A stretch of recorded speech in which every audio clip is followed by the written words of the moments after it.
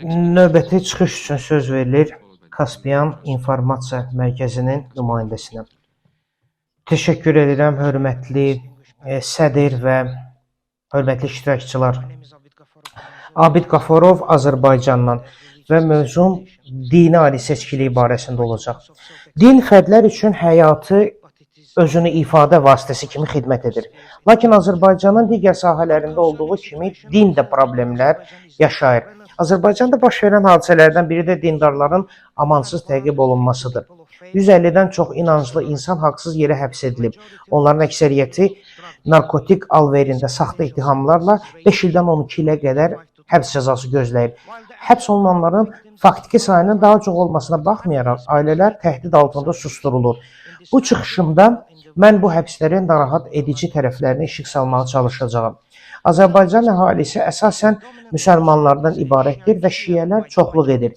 Qeyd edək ki, qonşumuz İran da İslam şiə inancını bölüşür, lakin diplomatik əlaqələrimiz heç də yaxşı deyil.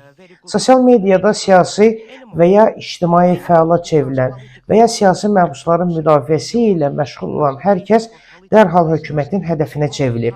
Onlar uydurma narkotik ittihamı ilə həbs edilir və hökumət yönlü media onları İran cəsusu kimi qələmə verir. Bu hiyləgər manipulyasiya xalqımız arasında İrana qarşı köklü düşmənçilikdən qaynaqlanır. Hökumət dindar şəxslərin hüquqlarını müdafiə etməyə çalışan insan haqları müdafiəçilərinin səylərini sarsıtmaq üçün eyni üsuldan istifadə edir. Bu müdafiəçilər də hökumət və onun geniş troll şəbəkəsi tərəfindən haqsız yerə İran cəsusları kimi damğalanır. Mən öz həbsim sonrası prosesləri yaxşı xatırlayıram. Hakimiyyət yönlü fəallar yalandan mənim işgəncələrlə bağlı araşdırmalarımın İranın sifarişi ilə aparıldığını və ya kanalımızın İran tərəfinə maliyyələşdirdiyini iddia edirlər. Bu taktika məni təcrid etmək, müdafiə və dəstəkdən məhrum etmək üçün istifadə edilirdi. Xoşbəxtlikdən bu işə yaramadı. Digər aktual məsələ icablı müsəlman qadınlara aiddir. Bu qadınlar şəxsi vəsiqəsi və ya pasport almaq üçün müraciət etdikdə foto üçün hicablarını çıxarmağa məcbur edilirlər.